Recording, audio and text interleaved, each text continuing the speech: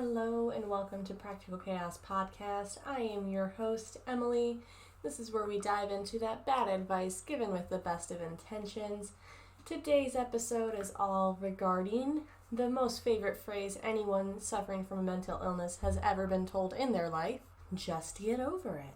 Why the hell do people feel that it's necessary to say just get over it to someone suffering from mental illness? I really just don't understand it. If I could get over it, I wouldn't be fighting my insurance company to see a psychiatrist. I wouldn't be driving up to the pharmacy once or twice a month to get my medications filled. I wouldn't be fighting through all these terrible side effects from medications just to find one that works. Like, if I could just get over it, I would probably just decide to get over it and not deal with all of the bullshit that comes along with having a mental illness. But sadly, that's not how mental illness works. And today we're going to talk a bit more about why the hell do people feel the need to say this to somebody with a mental illness. If you are guilty of saying this to someone with a mental illness, got my eyes on you. And hopefully this lets you see a little bit clearer kind of what's going on in someone with a mental illness's head, just a little bit. Now, this is going to be my experience with mental illness, so everyone deals with mental illness in a different way. Everyone's mental illness, even if me and, your neighbor down the street had the exact same mental illness, they can present in two very different ways. So please don't take this as a cover-all blanket for everything. It's really based more specifically in how I have dealt with mental illness and how I have run across it. But it does touch a lot of very good points for other people as well. Let's get back to why do people feel the need to say to others, just get over it? Like, what is kind of going through their head when they're saying this? Well, the person who is saying it doesn't see whatever we're struggling with as something to still be upset over or to have gotten upset over in the first place. They don't understand that we're not really in control of what we get upset over or what we react to, because it could have been a cascade of things that led to there's onions on something I didn't want onions on, and now it's the end of the world because I've been trying to handle so much stuff and that was just the tipping point. And now I'm overwhelmed and I don't know what to do with it. So they look at that and they're like, oh my gosh, it's just onions. Like, just get over it. Like, it's not a big deal. Like, it is what it is. Like, it's fine. But they're putting a time frame on a struggle that someone with mental illness has no control over. So they're like, okay, like, you can be upset for this for 5 minutes, but the person with mental illness is like, no, like, you don't understand. Like, I can look at it and say, okay, I understand that this is ridiculous, but my brain is still overreacting to it. My brain is still on the defensive with it. And so trying to talk my brain down is like trying to be a hostage negotiator. You know that it's not quite right when you're suffering from a mental illness. You know you really shouldn't be that upset over it, but at the same time, there's nothing you can do about it because your brain is holding, or, your mental illness is holding the gun to your brain. It's like, no, we will act this way and I don't care what the fuck you say about it. This is how shit goes down. Onions are the devil. And you're sitting there and you're like, no, like it's okay. Like, I'll go get another one. And it's like, no, you won't, because now you're afraid to talk to people. And you're like, well, shit, now I'm afraid to talk to people. And you just don't know what the fuck you're doing anymore. And then your friend over here with no mental illness is like, hey, are you okay, my friend? Are you good, my dude? And you're like, well, not really, because these onions are too much and I can't go talk to the waitress about it and I don't want to make anybody mad at me and I don't know what to do. And they're like, holy fuck, just get over it, we'll fix it. And then it gets worse because now you feel like you don't have a reason, or not necessarily that, let me think of a better way to phrase that. Now you feel like the way you feel is unjustified. When you're suffering with a mental illness, just because there's not a real rhyme or reason for it, doesn't make the way you're feeling any less unjustified than if somebody had broken your leg and now you're upset at them.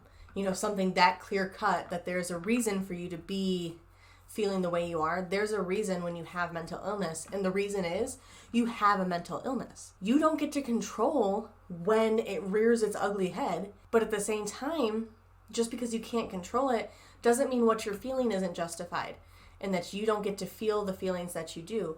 Yes, just because your friend doesn't understand that you're feeling fear at something doesn't mean that you don't get to feel that way. That's not what that means at all. So another reason that a lot of people do tend to say, just get over it and just deal with it is because they've put themselves in your shoes in how they would deal with the situation that you're currently going through. And they believe that they'd already be over it because they don't have the mental health aspect. So they look at you and they're like, well, if I had accidentally gotten something that I didn't like, I would just talk to the waitress and then it would be solved and that would be it. And that's fine, except now we have to layer on all of the other things. I am bipolar.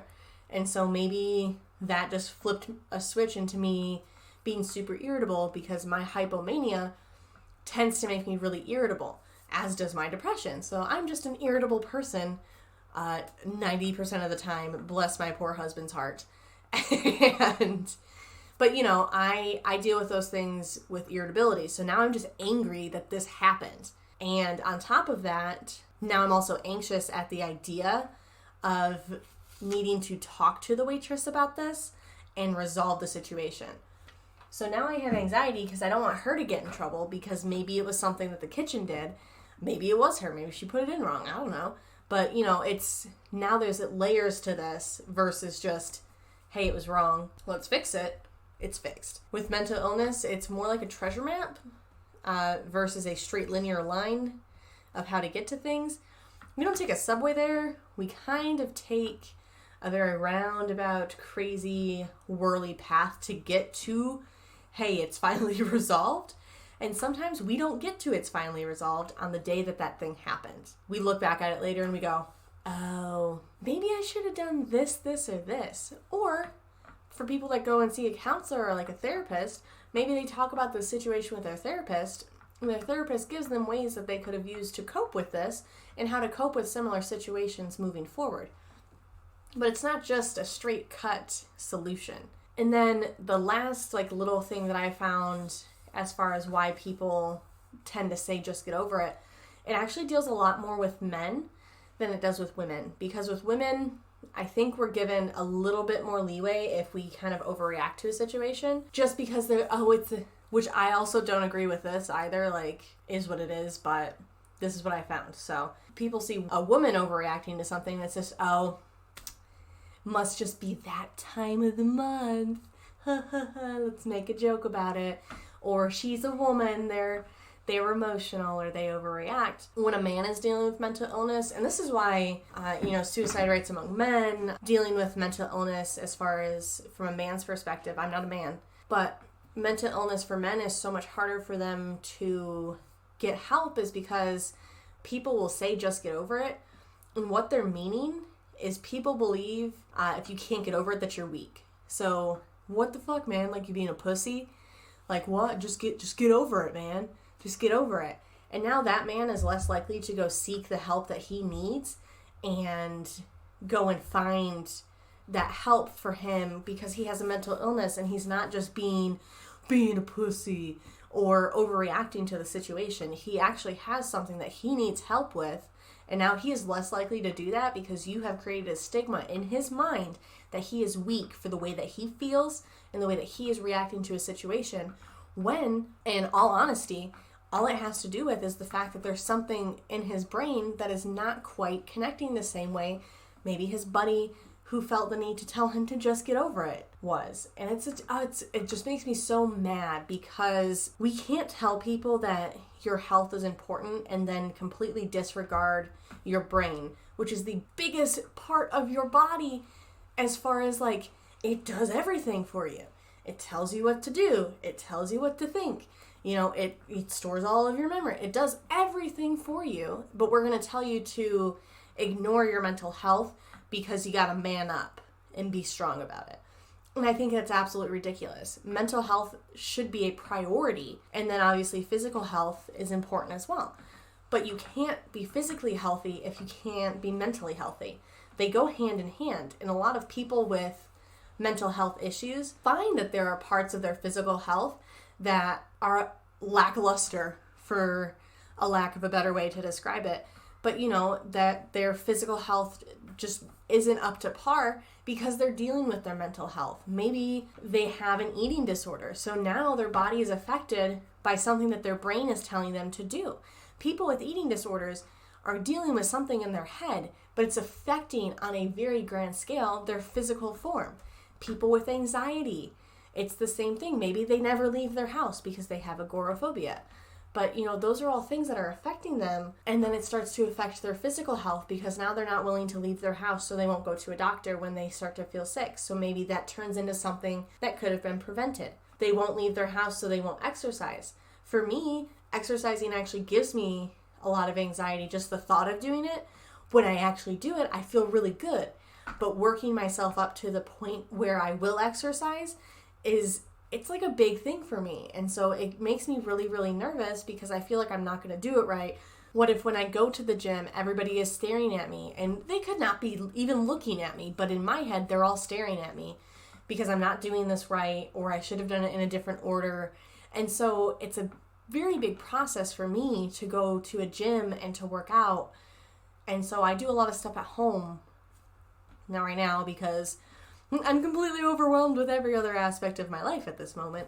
But, those things are all going to be caused by mental health and then in turn are going to affect your physical health. Why is saying this harmful to those with mental illness? These people that maybe were previously pretty open with you about their mental illness, now they're less likely to tell you when they're suffering from something. They are very well going to completely shut down, and they're now more likely to suffer in silence, and the hope for recovery just goes completely out the window because they don't want to mention it. They don't want to talk to anybody about it because they feel weak or they feel dumb or whatever. So now the medications that maybe would have helped regulate their life, they're not going to go seek out. Counseling. A lot of people have really good results with counseling and therapy. And now they're not going to want to talk to a therapist because what if the therapist tells me to just get over it? Maybe I should just get over it. Maybe this isn't something I should be worried about. But at the same time, nobody is sitting there telling them these things. This is just what they've gathered because somebody told them to just get over it. Very commonly, this is said to people with depression and anxiety. Just get over it. I get worried all the time too. Nope, it's a different thing. Just get over it. I've been sad too. Nope. Completely different. There's nothing, that helps with that. You're not helping. So I'm sorry if you've said this in the past and you're just now realizing oh shit, maybe I wasn't actually helping. Hate to break it to you, you weren't helping. You in fact probably made whoever had the mental illness feel worse.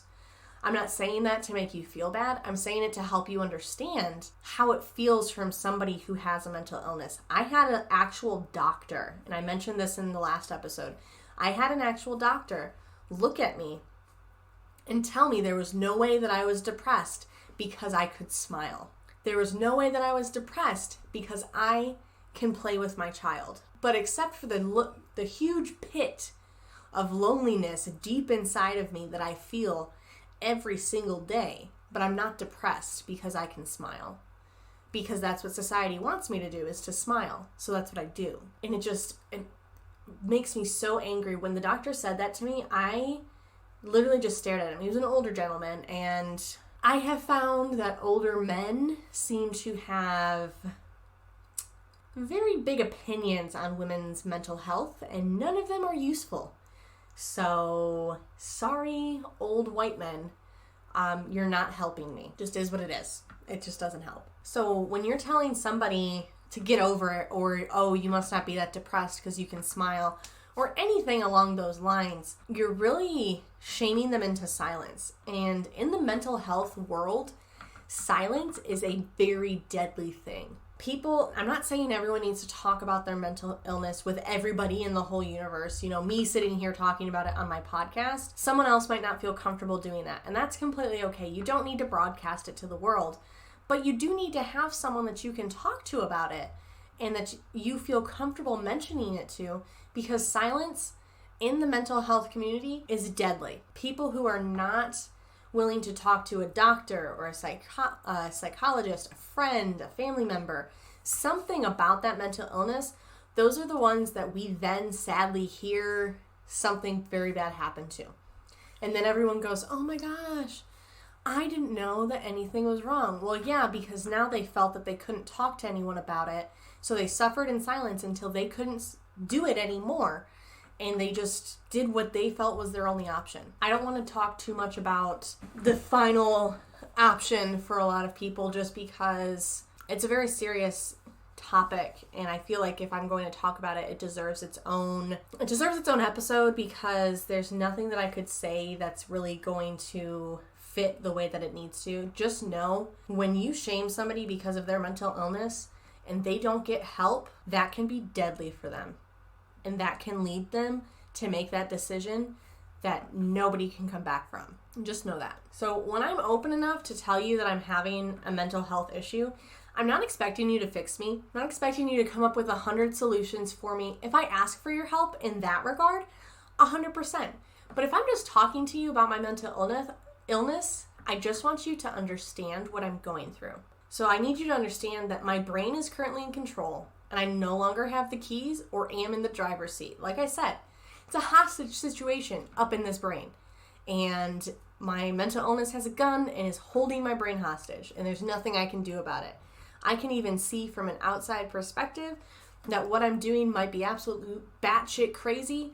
There's nothing I can do about it in that moment. I need you to understand that I need medical intervention, whether that's medications or therapy or a combination of the two, for my brain to function normally.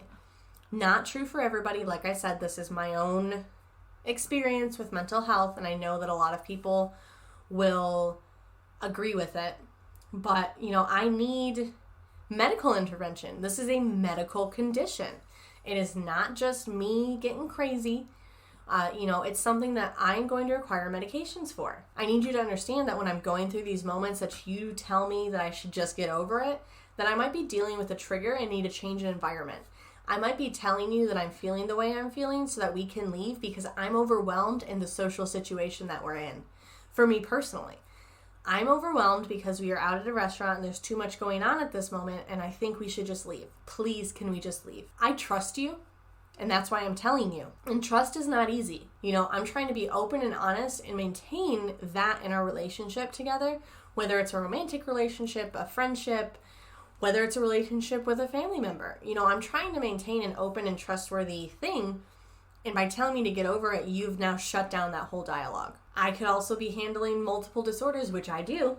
I handle several disorders, and I'm trying to balance each one in every situation that we come across. Whether it's my anxiety, my bipolar, am I hypomanic with my bipolar right now, or am I bipolar depression? That's going to play a lot into how these situations affect myself personally. But there are other people that could be juggling several different conditions and trying to balance all of them while they're dealing with a certain situation that might also be a trigger for them. So please, just don't tell them to get over it. I don't have anything to get over. This is how I am, and I will work through it, not over it. So I have to go through the process. Maybe it's a process that I have learned helps me.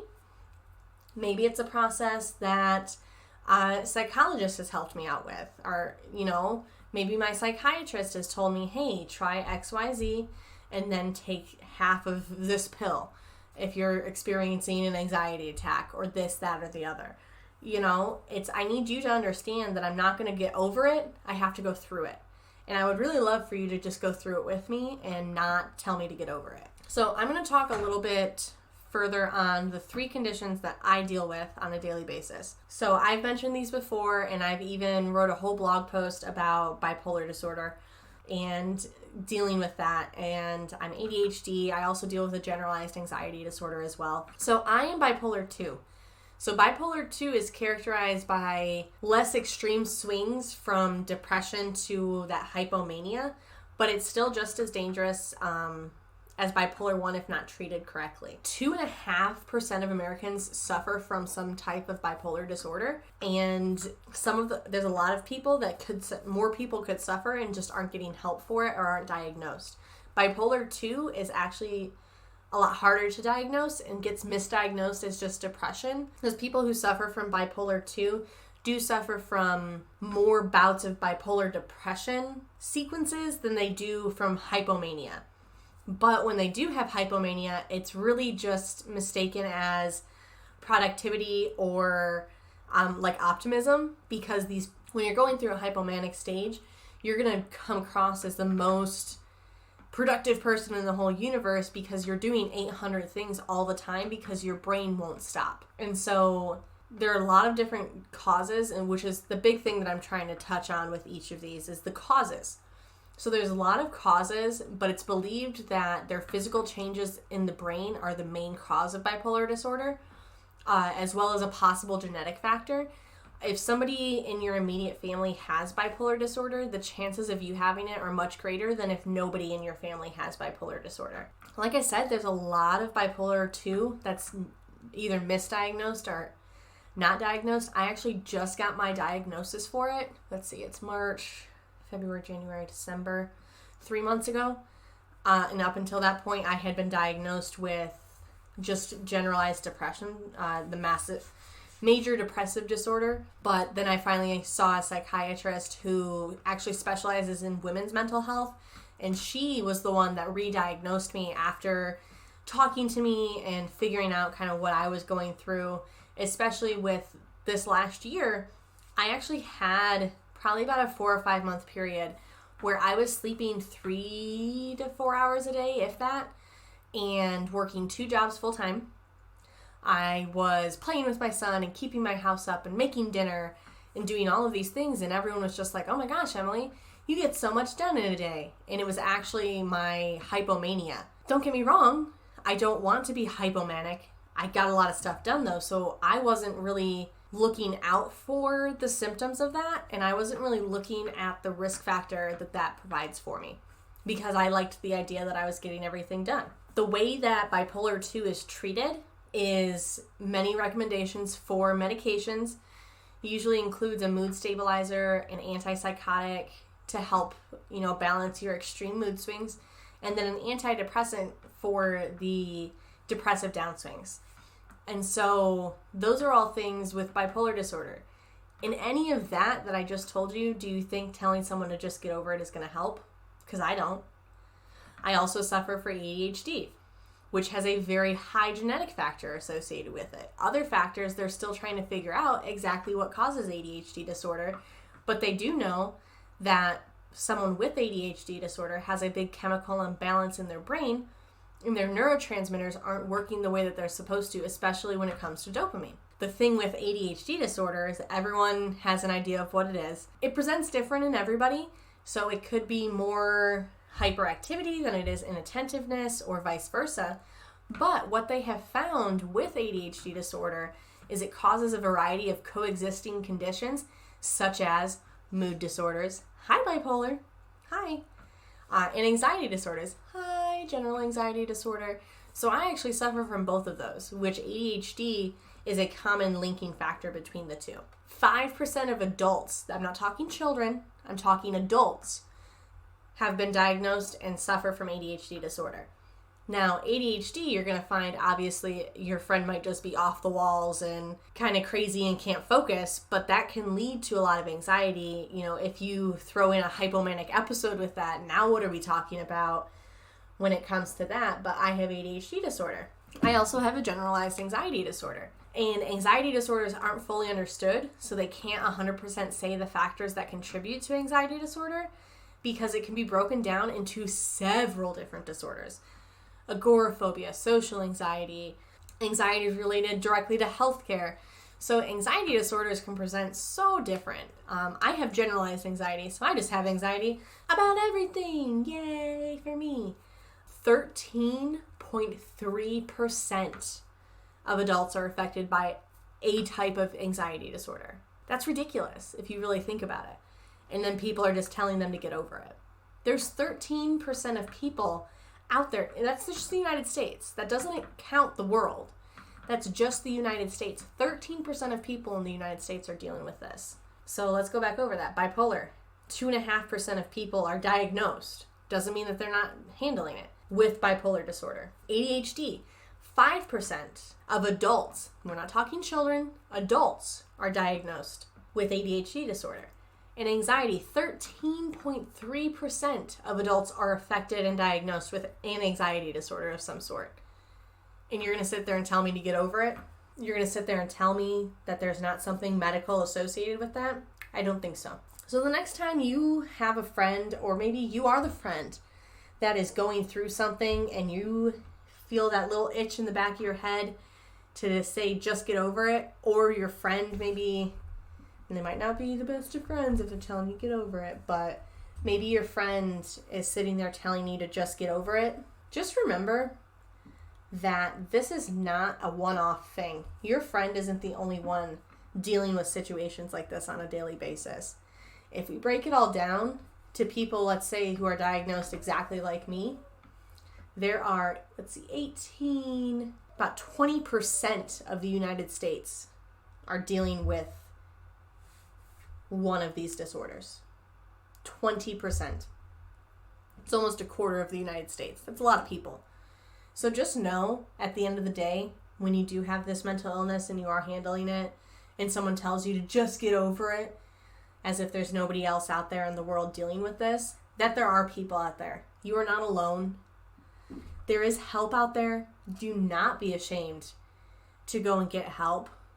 Do not be ashamed, if you do not have a mental illness, to listen to your friends, and if they want you to come with them to understand the situation better. Do not be ashamed to go with them and learn about the situation that they are handling. Do not feel like you are by yourself. Not everyone is going to understand what you're going through with your mental health disorder, but the ones that do are the keepers. They're the ones that you know are going to be in your corner, ready to roll, ready to do whatever you need them to do for you. Those are the ones that you keep around.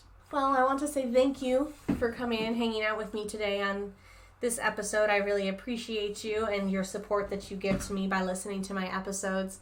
If you would like more content, or maybe you just want to support me in a different way, I do have a Patreon, everything from $1 up to, I believe I have a $25 tier right now. So each tier gives you a little bit different. So please head over to my Patreon. Link is down below in the show notes. So head over to my Patreon, take a peek at that, see if it's something you would like to do. If not, the support you give me just by listening means more than the world to me. This month we are supporting a cause to help Preston and his 4 Paws for Ability. Preston is diagnosed on the non-verbal side of the autism spectrum, and they are trying very hard to get him a service dog to help him be more independent in his life, and to really, this dog is going to change his life. But service dogs are very expensive. They cost a lot of money between the training and the actual dog. And so they need to raise $17,000 for Preston to be able to get this dog. Now, I would love for us here at Practical Chaos to support him and help him.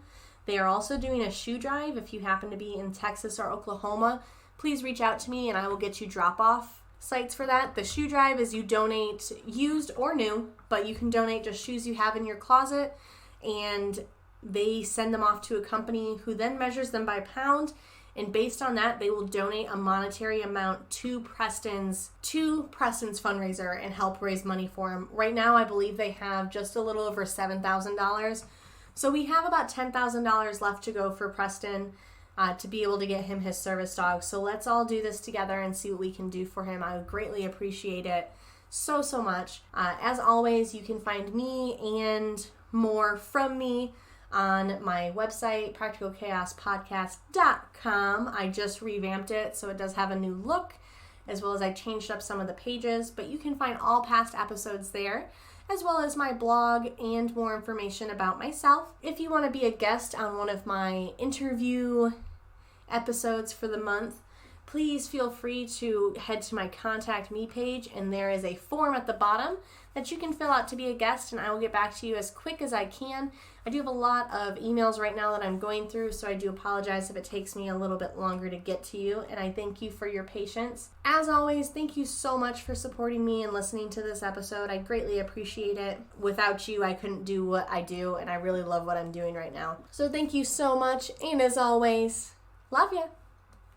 Toodles.